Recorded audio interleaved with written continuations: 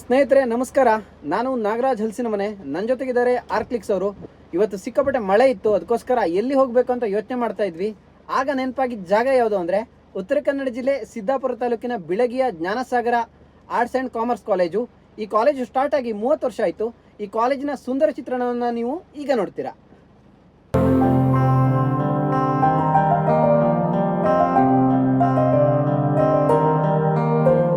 ಪ್ರತಿಯೊಂದು ಮಾತು ಕಲಿತ ಜಾಗ, ಪ್ರತಿ ಹೆಜ್ಜೆ ಗುರುತು ಅರಿತ ಜಾಗ, ಕನಸುಗಳ ಜೊತೆಗೆ ನಡೆದ ಜಾಗ, ಸ್ನೇಹಿತರ ಪ್ರೀತಿ ಪಡೆದ ಜಾಗ. ಎಲ್ಲರೂ ಒಂದೇ, ಇಲ್ಲಿ ಮೇಲೂ ಕೀಳಿಲ್ಲ, ಜ್ಞಾನದ ಹಸಿವಿದ್ದಾಗ ಮೊದಲು ಕೊನೆಯಿಲ್ಲ.